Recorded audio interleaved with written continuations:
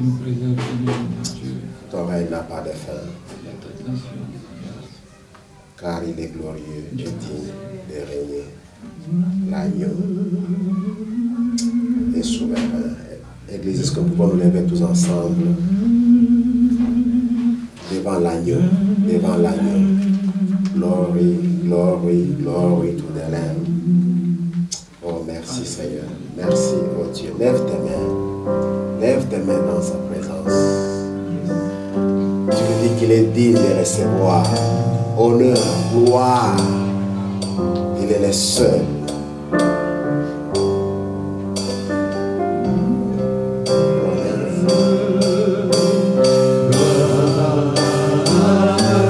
Oui, il est l'agneau de Dieu. L'agneau sans tache.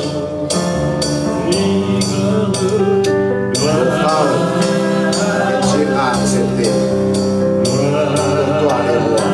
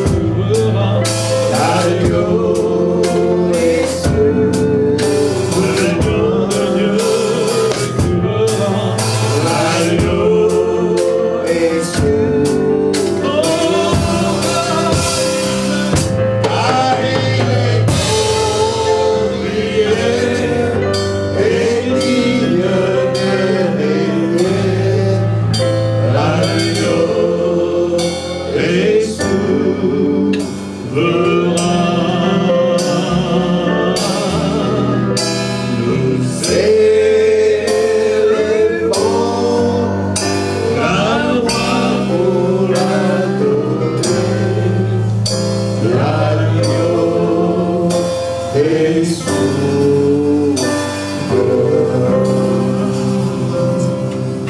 Oui, tu es l'agneau assis sur ton trône et personne ne peut te détrôner.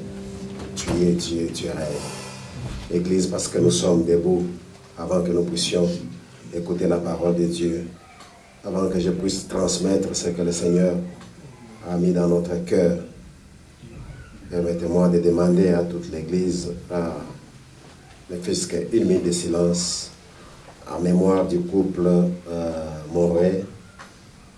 Vous savez qu'il y a un homme de Dieu qui venait de mourir avec sa femme, Maï Moré.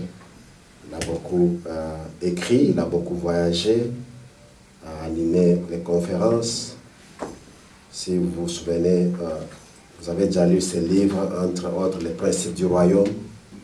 Il parle, il a beaucoup enseigné.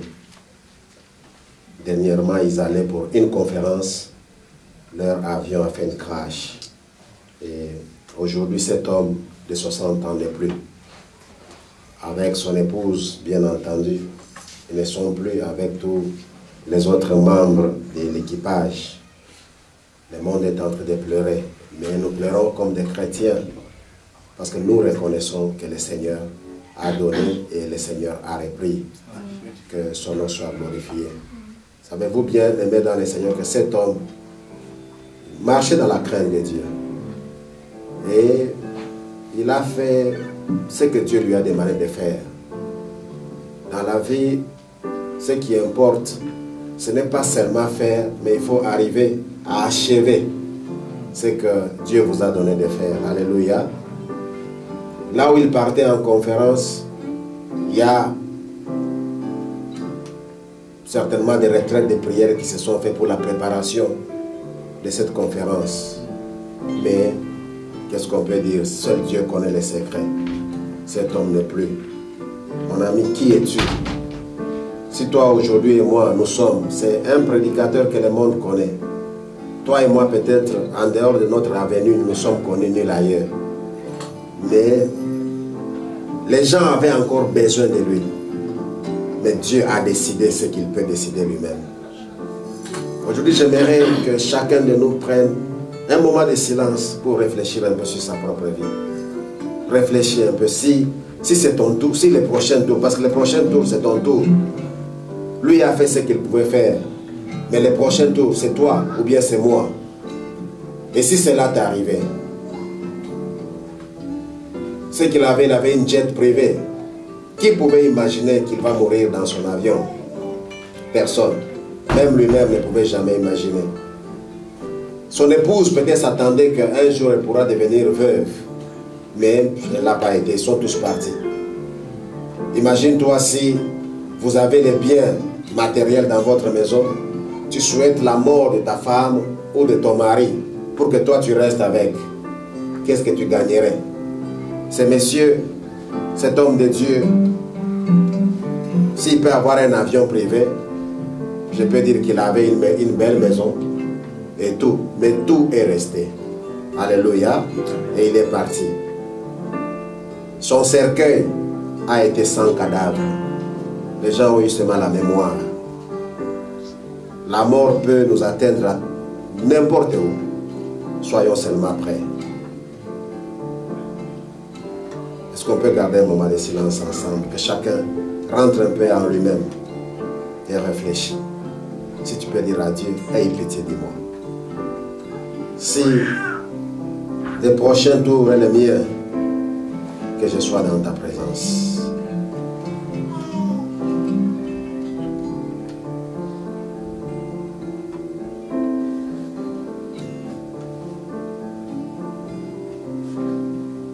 Merci notre Dieu. Apprends-nous à compter nos jours. Nous ne voulons pas être de ceux qui vont réfléchir en retard. Mais permets-nous, Seigneur, de réfléchir à temps. Au nom de Jésus. Communique-nous, Seigneur, ta parole ce matin.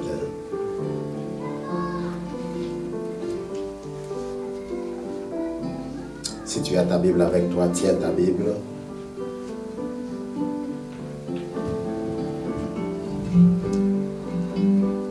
soulève-la, dis, je crois et je reçois la parole de Dieu. Soulève ta Bible et dis, je crois et je reçois la parole de Dieu.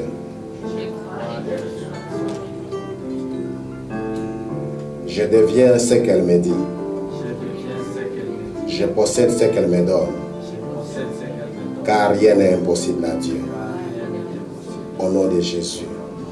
Amen. Veuillez vous asseoir, que le Seigneur vous bénisse. Nous allons tout de suite écouter la parole de Dieu. Que toute la gloire soit rendue à notre Dieu. Merci pour vous tous qui êtes là ce matin. Nous bénissons le Seigneur pour certains visages que nous avons vus il y a bien longtemps. La famille Chaban, que Dieu vous bénisse d'avoir été là. Alléluia. Et tous ceux qui ne sont pas encore avec nous, que Dieu vous bénisse. Même tous ceux qui nous suivent sur Internet, nous disons aussi que Dieu vous bénisse. Merci d'être avec nous pour ces instants. Que toute la gloire revienne à notre Dieu. Ce matin, nous continuons notre thème que nous avons commencé le dimanche passé. Fixer le regard sur les prix. Ou bien garder, ou bien ayez le regard sur les prix. Nous avons notre passage de base, c'est 1 Corinthiens 9, le verset 24. Mais aujourd'hui, nous ajoutons également quelques écritures. Nous avons 1 Corinthiens 9, verset 24, Josué 1, 8, Proverbe 4, 25, Philippiens 3, verset 13 et tant d'autres que nous allons lire. Je lis le principal.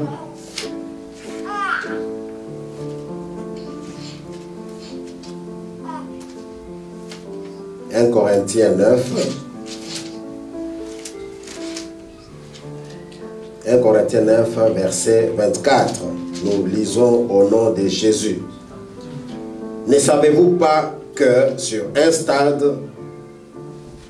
tous les concurrents courent pour gagner et cependant un seul remporte le prix. Courez comme lui de manière à gagner. » Alléluia.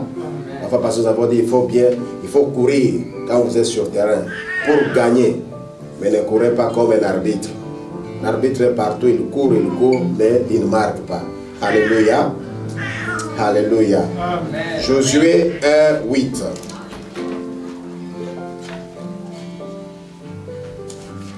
Josué 1, 8. Et Dieu a commencé à parler à Josué après la mort de son serviteur Moïse. Il est écrit: ayez soin de répéter sans cesse les paroles de ce livre de la loi et médite-les jour et nuit afin d'y obéir et d'appliquer tout ce qui est écrit, car alors tu auras du succès dans tes entreprises, alors tu réussiras. Alléluia. Et vous pouvez lire Proverbe 4, verset 25 et Philippiens 3, verset 13. Tout à l'heure, nous étions en train de parler de cet homme de Dieu qui venait de nous laisser, le docteur Maïmouré. Il est mort avec sa femme, que son âme repose en paix. Mais cet homme, de son vivant, a dit ceci: la plus grande tragédie qu'une personne peut rencontrer dans sa vie n'est pas la mort. Mais la plus grande tragédie qu'une personne peut rencontrer dans sa vie, c'est de vivre sans but. Alléluia. Amen. Si vous n'avez pas de but, écoutez, vous êtes déjà un mort. Nous pouvons vous appeler un cadavre ambulant, un cadavre en mouvement. Parce que vous ne savez pas quel est votre but, vous ne savez pas d'où vous venez et vous ne savez pas non plus où vous allez. La fois passée, j'avais dit ceci: celui qui part partout ne part nulle part. Il n'y a pas un endroit qui s'appelle partout. Alléluia. Quand vous quittez votre maison, soit vous allez à Chinooks, soit vous allez à Walmart, soit vous allez au mall, soit vous allez au travail, soit vous allez, c'est pas, au jeu ou n'importe où. Il n'y a pas un endroit qui s'appelle partout. Et si quelqu'un est en train de partir ou bien d'être partout, eh bien, il n'est nulle part. Voilà pourquoi, je répète encore ce que cet homme a dit: la plus grande tragédie qu'un homme peut rencontrer n'est pas la mort, mais c'est la vie sans but, la vie sans objectif. Frères et sœurs, vivre sans but devient perte de temps. Alléluia. lorsque vous vivez et que vous n'avez pas de but, vous perdez le temps. Si vous n'avez pas encore découvert les buts pour lesquels vous vivez, les buts pour lesquels Dieu vous a envoyé sur la terre, c'est que vous n'avez pas encore découvert pourquoi vous êtes là. Ça, c'est une question que l'on pose souvent aux personnes lorsqu'ils arrivent pour la toute première fois dans ce pays. Vous êtes arrivé dans ce pays, quel est votre but? Regardez, quand quelqu'un n'a pas de but, eh bien, il fait du n'importe quoi. C'est ainsi que vous le trouverez.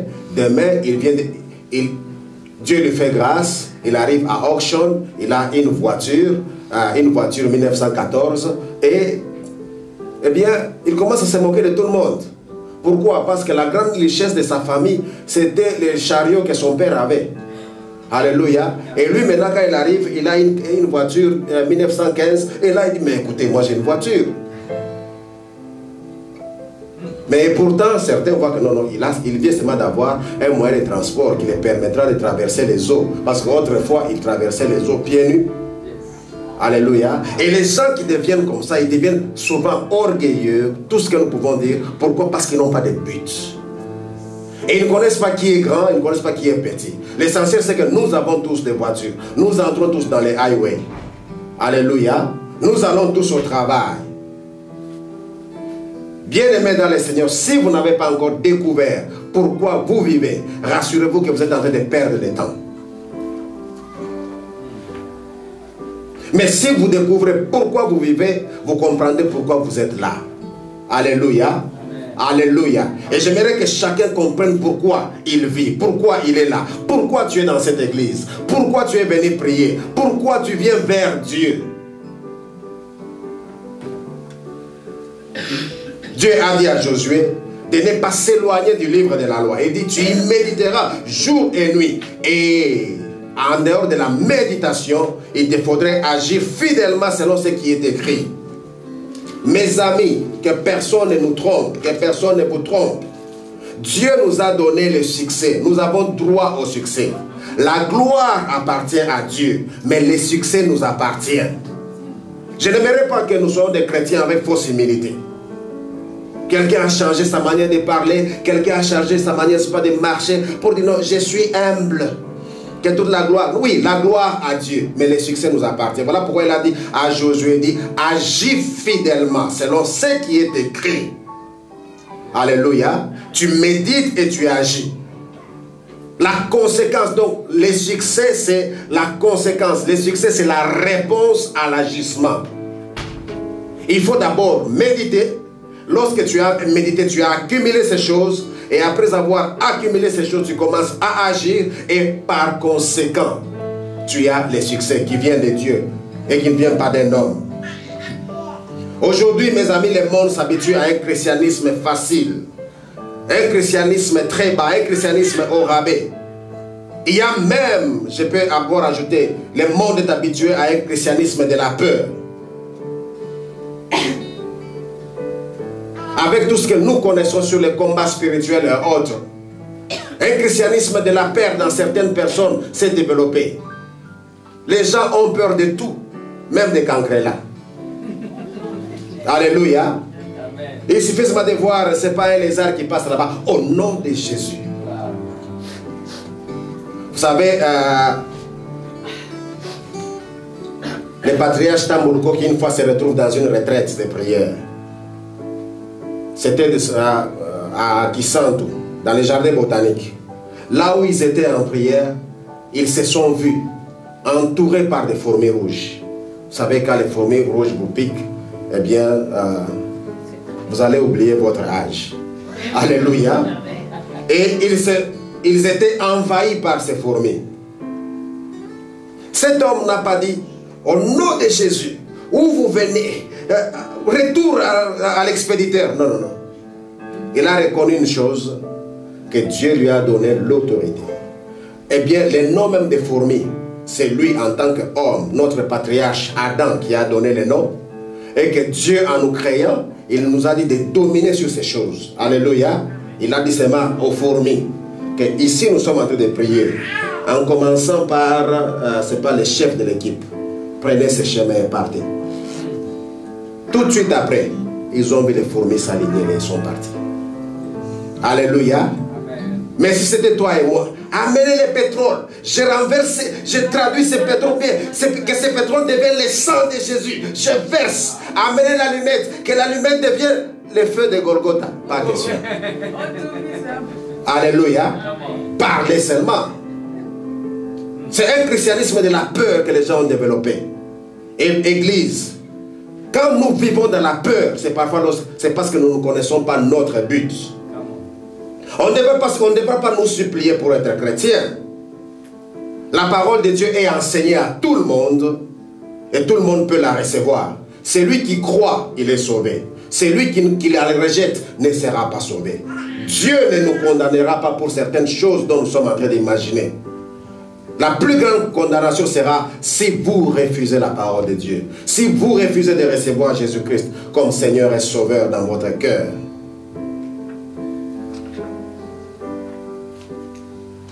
Mes amis, retenez une chose, que Dieu ne peut jamais vous demander quelque chose d'impossible. Tout ce que Dieu vous demande de faire, rassurez-vous que vous êtes capable de faire. Parce que c'est lui qui est l'arrière-plan. C'est lui qui est derrière vous. Quand il vous demande, il sait comment vous pouvez vous en sortir. Il sait que c'est possible. Il a demandé à Abraham de lui offrir son fils. Dieu savait que c'était l'unique fils. Dieu savait qu'Abraham est resté longtemps. Nous allons encore parler d'Abraham. Dieu savait qu'Abraham est resté longtemps sans enfant. Dieu savait qu'Isaac était le fils de la promesse. Dieu savait qu'Ismaël était le fils de la débrouillardise. Dieu savait qu'Ismaël était l'ancêtre de Saddam Hussein.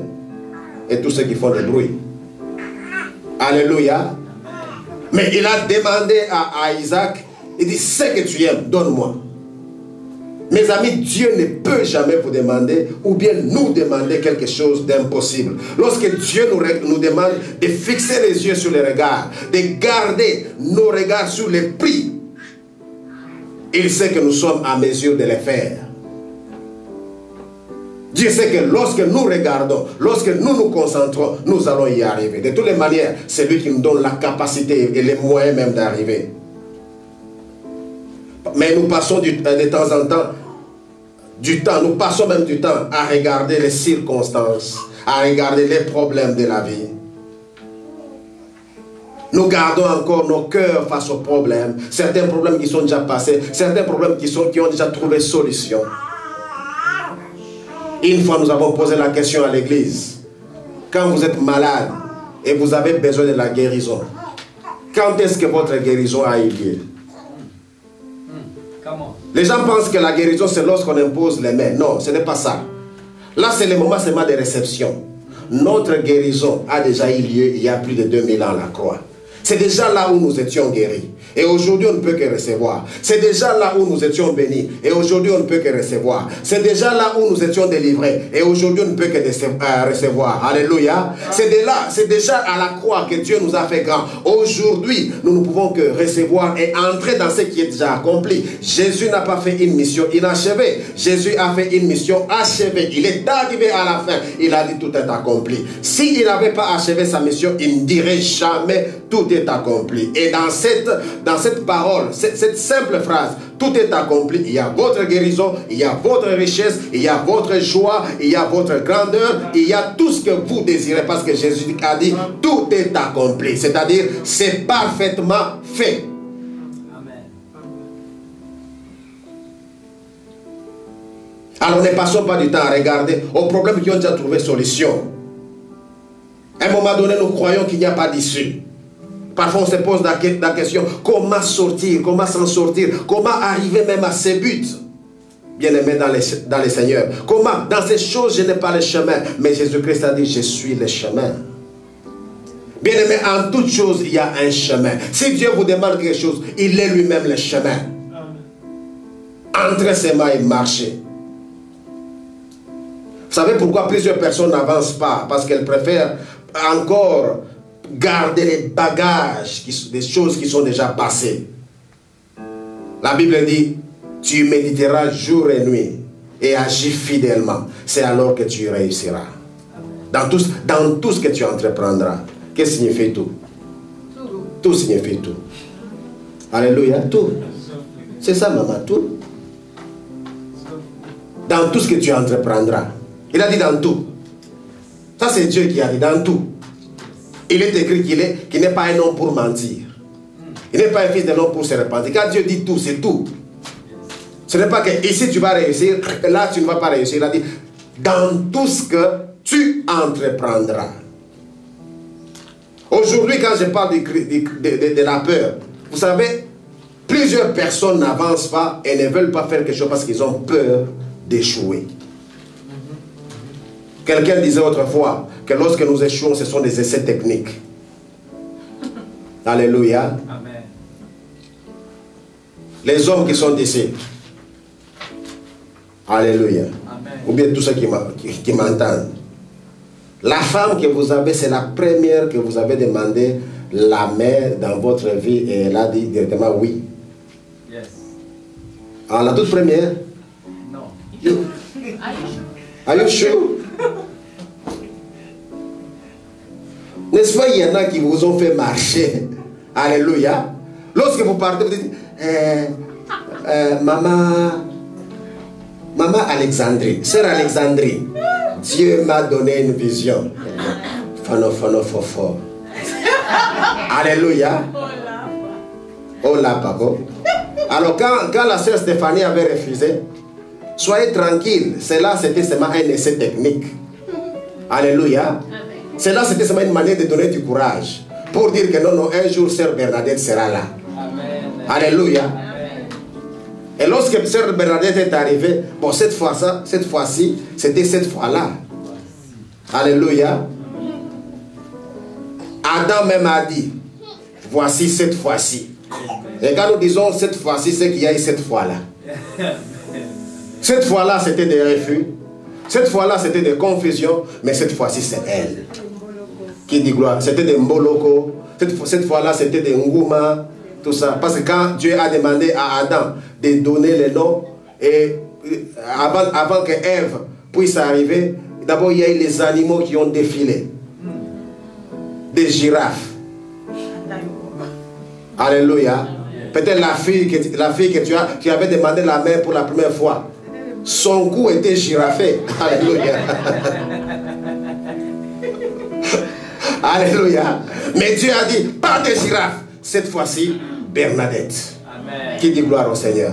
Et voilà pourquoi l'homme a dit, voici cette fois-ci. Amen.